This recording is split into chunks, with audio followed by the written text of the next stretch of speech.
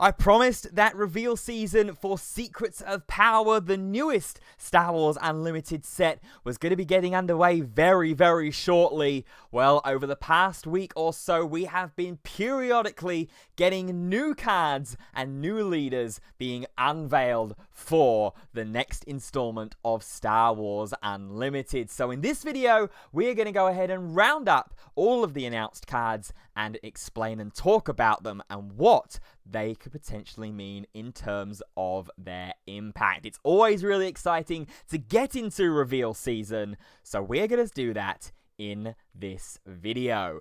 My name is Ben Fitzpatrick, I'm a TCG caster, and that means I just love talking about them. So let's do that right now. But before we go ahead and jump into those new cards that will be joining us in a couple of months' time, if you do enjoy this video, please feel free to go ahead and drop a like rating on it. Subscribe to the channel if you haven't already, like I know nearly 80% of the people that watch my videos have not done. So if you're coming back on the regular and you enjoy the content, you might as well subscribe. It is completely free to do so, and it helps me out a ton with the support. While you're down there as well, please feel free to go ahead and drop a comment with the reactions that you are having to these cards that we are talking about in this video. And also, while you're there, check out my link tree, which is in the description of this video, where you can find me on other social platforms. What you'll also notice is that there is another link that is going to be in the description of this video, the link to the Twitch account for Organized Play events. That is because they will be streaming a planetary qualifier this weekend, and I am pleased to announce that I am going to be a part of the casting team for that planetary qualifier. Yes, we're getting PQs being streamed here in the UK, and I am so excited to be a part of the crew that can bring you the action for those live. It's going to be myself and Nathan Robertson that are going to be your hosts for the Cheltenham Planetary Qualifier on the 21st of September. So link below to the Organized Play Events Twitch account. If you haven't dropped them a follow already, be sure to do so now so that you do not miss a second of the Star Wars Unlimited action as soon as we go live.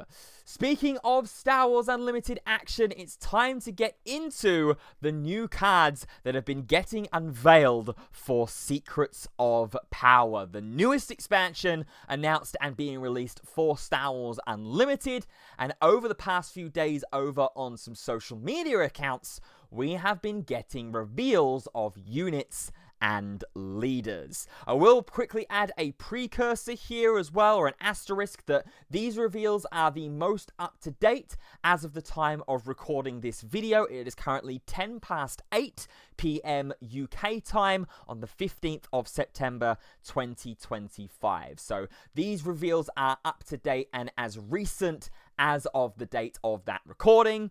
If there are going to be any other cards that will be revealed by the time from now me recording this and this video getting uploaded, which you should be likely seeing this on Wednesday the 17th of September, those will be uploaded in next week's update about Secrets of Power reveals. So let's go ahead and dive right in with a new rare unit. It is going to be Tala Durith, I Can Get You Inside. She is a 3/3 ground unit with cunning and heroism aspects, Imperial and Rebel traded, with each other friendly unit gains hidden, and the plot mechanic. Plot, of course, being one of the brand new keywords and mechanics that are going to be in Secrets of Power, which activates when you deploy your leader. As soon as you deploy your leader as a leader unit, you can play as many cards or any cards with plot from your resource row,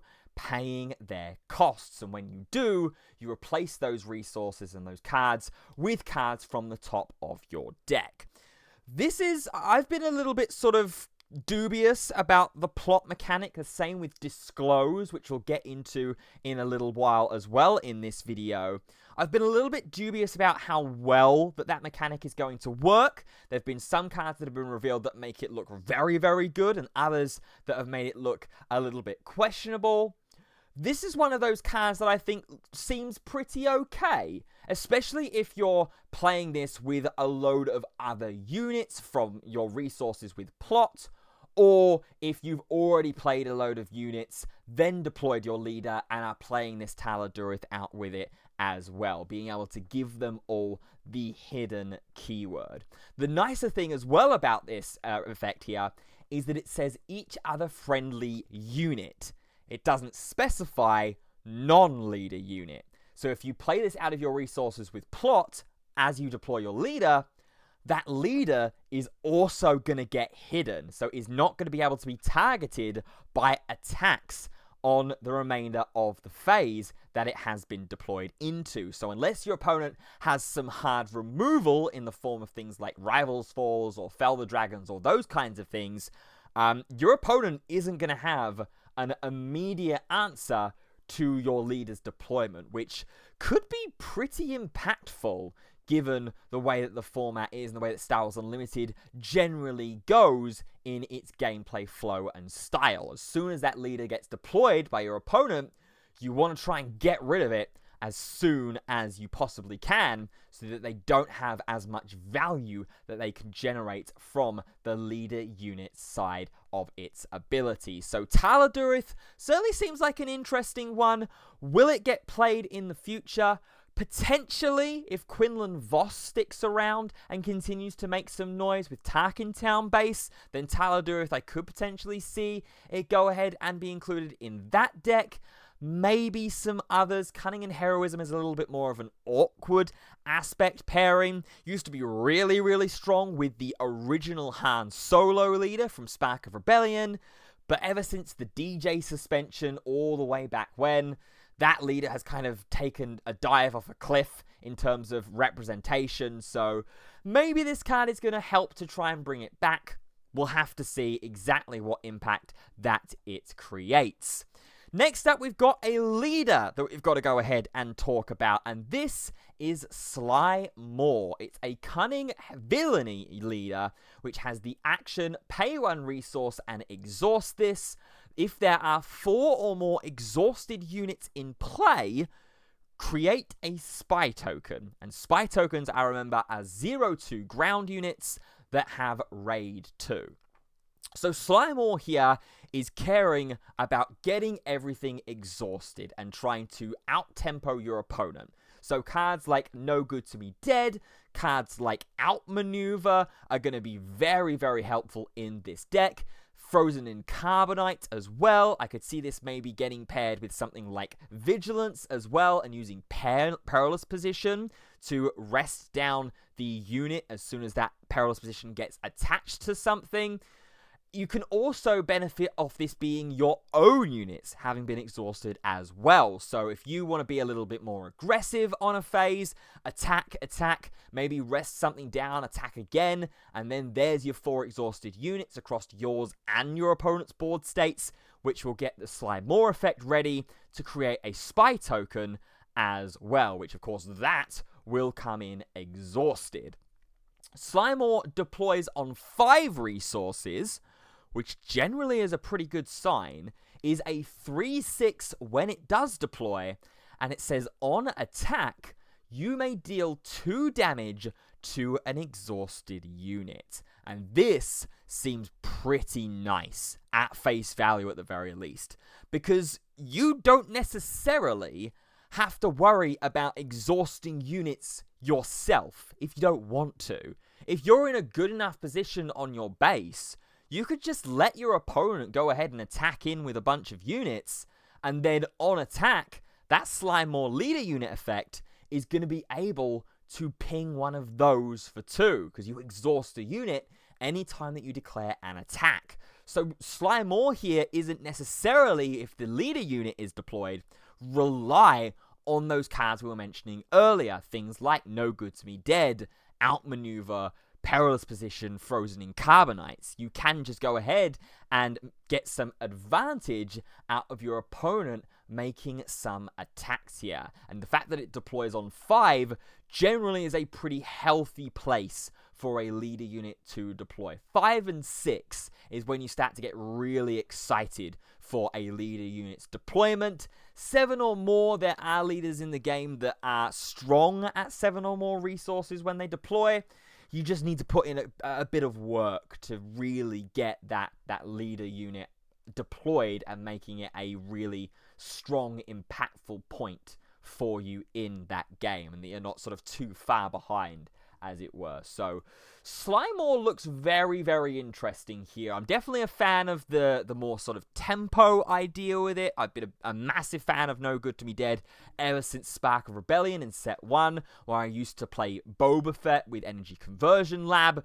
It was one of my favorite decks, and I think it is still one of my favorite decks that I've ever played in Star Wars Unlimited so far.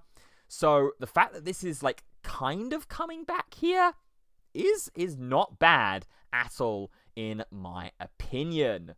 Next, we'll talk about another leader here. It's Satine. It's a Vigilance Heroism leader that has the action Exhaust the leader, heal up to 2 damage from a unit. If you do, deal that much damage to your base. So you're healing units on your board, but you're transferring that damage onto your base, which honestly isn't necessarily a bad thing, as long as you're not going up against something like Sabine with Energy Conversion Lab, or another more aggressive style of deck, because you're in Vigilance and Heroism already, so you've got access to the Restore keyword, and I will very, very likely expect Satine to be paired with an aspect like Command, because you've got things like the Sundari Peacekeeper as well, with that Restore and Raid keywords both on that unit. So very, very nice to protect your numbers on board, transfer that damage onto the base, and then just heal that off with a load of restoring, which you can not only do with your normal units that you're going to be on your board, but you'll also be able to do when Satine deploys. She deploys on 5, so again, like we spoke about with Slimemoor, pretty comfortable position for Satine to deploy at.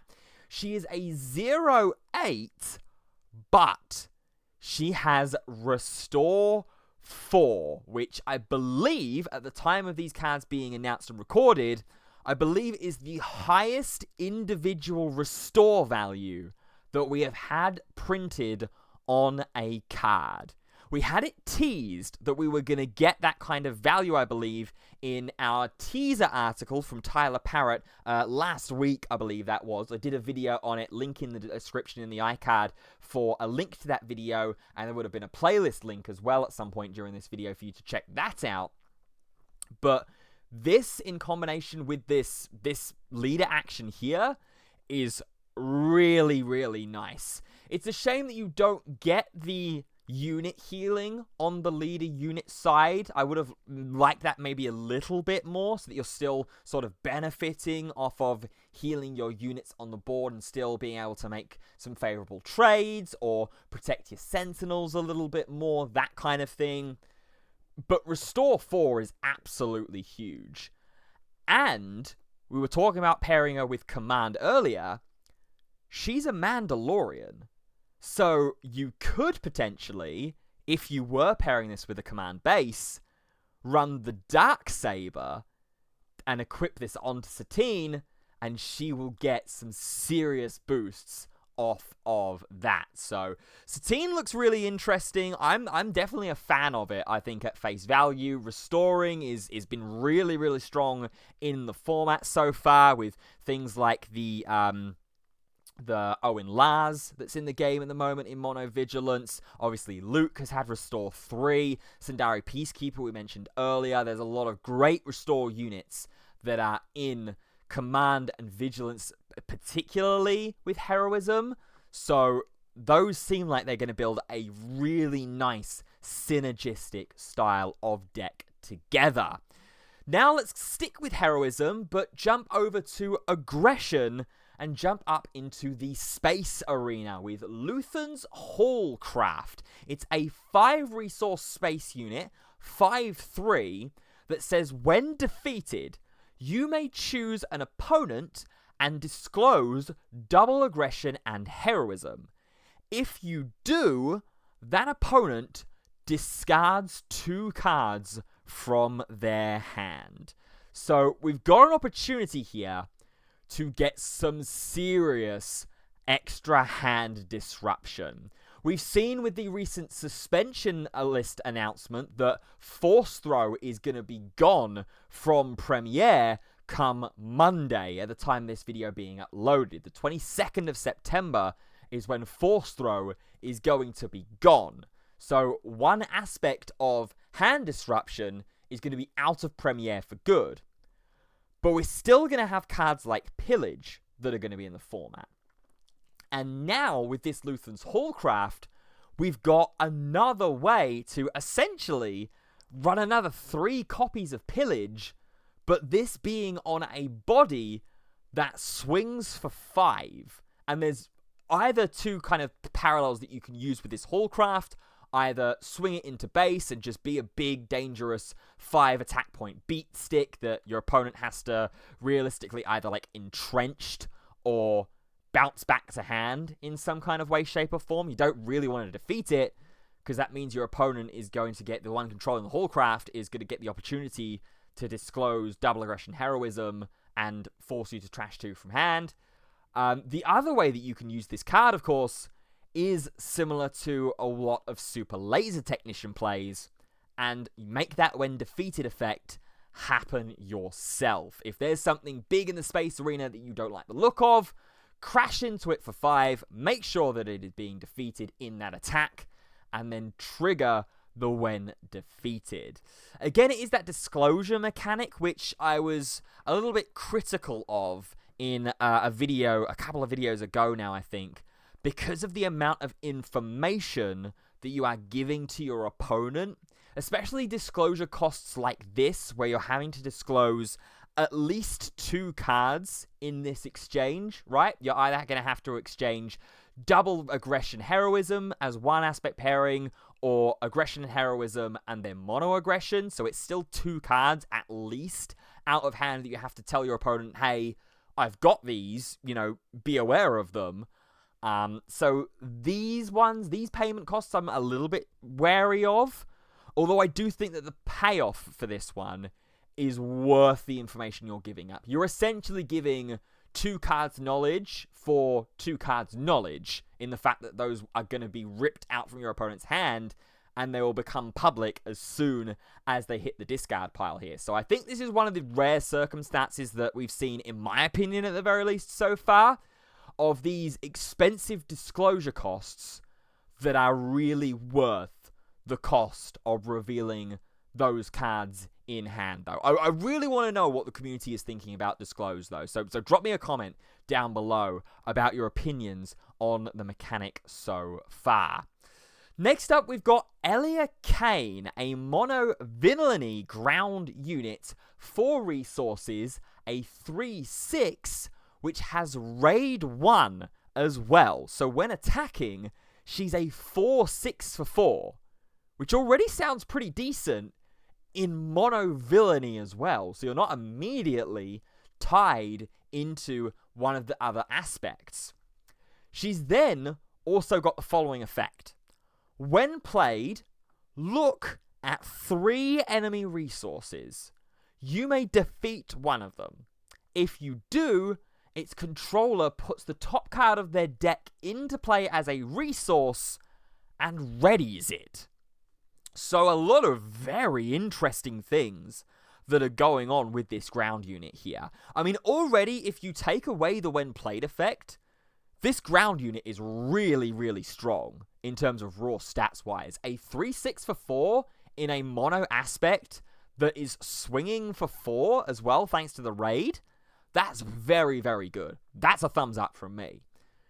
And then with the when played effect as well, looking at 3 resources is a lot of resources. Scanning Officer only looks at 2 and is in vigilance, this looks at 3 and then can pop one of them. So if you look at 3 enemy resources and you see that your opponent's either, importantly I think for what this card is trying to do, looks at something with either smuggle or plot, you can immediately just take care of that and not have the guessing game that your opponent is going to have access to that for the remainder of the game, and then you're still going to have the knowledge of the other 2 resources that you saw as well.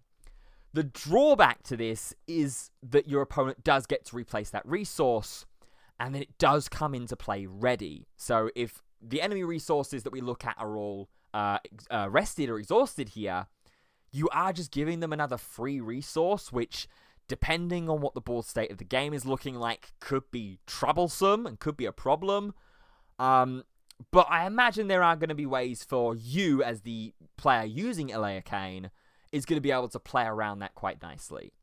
The other danger you run into, of course, is that the top card of the deck could just very well be the exact same card that you've just popped, or something infinitely worse. That is a very real risk that you run into, but it is that risk-reward idea, and I think from a point of view from being on the receiving end of having this card played against you, I like the fact that it means that you don't go down in a resource, because otherwise this card would be busted. This would have to be a rare or higher if you were going down a resource, if you were just outright losing a resource. The fact that you are retaining it still, I think, is a very apt sort of refund there for the effect that your opponent is getting. So this card looks really, really nice, and I think in terms of unit-wise, I think this is the best unit that we've seen so far in this confined release window as well over the past week. I'm a very big fan of this Eleakane card. Finally, we've got Dedra Meero, and Dedra Meero is the card that we have had out the longest. I know that Ross has done a video on this leader, but we're going to include her here because she has been revealed as a part of this past week of unveilings.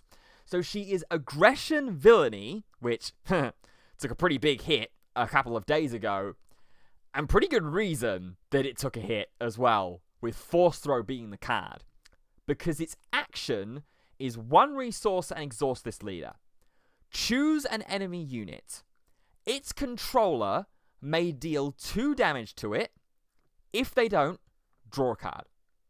Really, really strong. Really, really nice effect. So, forcing your opponent to make that decision of either losing a early game tempo unit in the early game, or getting some chip damage onto a vital piece in the late game, and then maybe setting yourself up to be able to clear that with an attack or some kind of hard removal. Very, very good. And then if they don't draw a card advantage, we absolutely love card advantage. It's very, very strong in any card game. It also is enemy unit. So much like Sly that we were talking about earlier, this hasn't specified non-leader unit. So you can declare the leader unit of your opponent if it is deployed and make them have that debate with themselves, which I really, really like the look of. Then we talk to the leader unit side. She deploys on 4, which we know from one like Sabine Wren is generally pretty strong. She's a 2/5, so same stats as Sabine Wren at base value, and has the effect, while you have more cards in hand than an opponent, this unit gets raid 2. So if you can keep card advantage up against your opponent, this leader unit is swinging in for more damage than Sabine Wren is. Because Sabine Wren's a 2/5, and on attack can deal 1 damage extra to the base, making it essentially a 3/5 on attack for 4 resources. This is a 4/5 potentially when attacking on 4, which is really, really nice. And we have to circle back here as well to one of the biggest reasons why the Aggression and Villainy has taken a hit on the suspension list with Force Throw going. Because could you imagine this deck with Force Throw? Not even relying on having a force unit on the board at all. Just as a 1 resource, I'm going to rip a card out of your hand. And make sure the Dead Ramiro is going to deploy active on 4 resources and swing in with the Raid 2. Because your opponent's not going to be drawing cards at that point, or it's very unlikely that your opponent's going to be getting able to draw cards at that point. So being able to swing in is going to be real, or would have been really, really good early tempo. So obviously, Force Throw has been an issue card for a while. We've done a video. We did our live reaction video on Monday when the announcement was streamed by Fantasy Flight Games, talking about it. But this, I think, has also been another big reason why that card has gone. You do still have access to Pillage in Aggression, which I think this leader is more than likely going to be running 3 of in this deck. Maybe we see some other hand rip cards as well being printed in Secrets of Power, or there might be some others that I'm just at the forefront of my mind at the moment in the game and in Premiere that will be getting more love here for Dedra. But she seems pretty strong. She seems pretty decent. She would have been a lot stronger with Force Throw still in the format.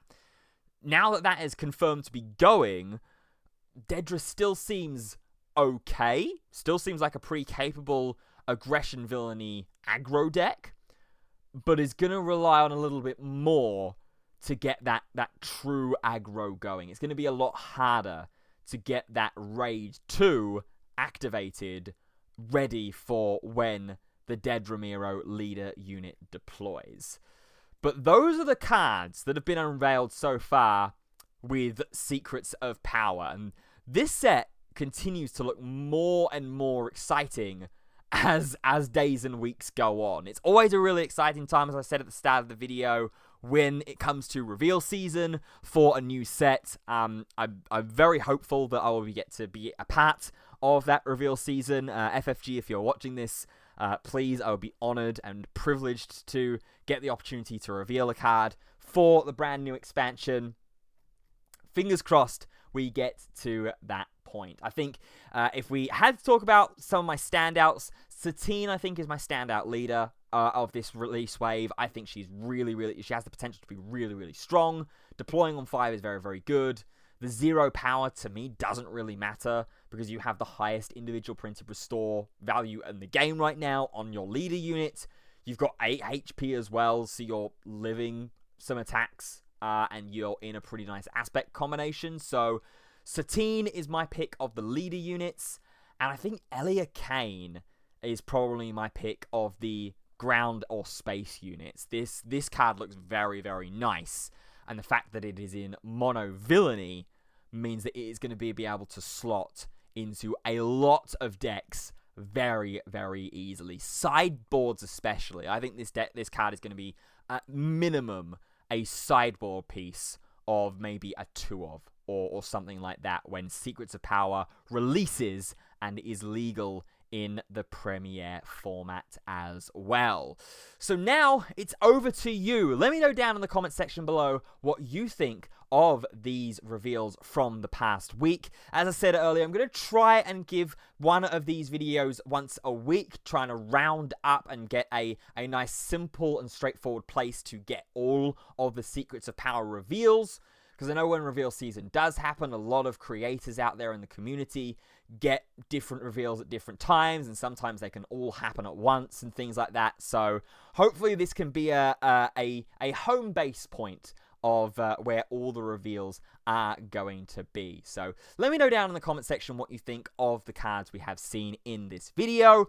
And while you're down there as well, do feel free to go ahead and drop a like rating on the video if you enjoyed it, and subscribe to the channel for more Star Wars Unlimited and other TCG related content. Also be sure to check out Organized Play events on their Twitch channel, and do not miss out on the live Cheltenham Planetary Qualifier that I am going to be a part of the casting team for. Always exciting to be able to talk Star Wars Unlimited.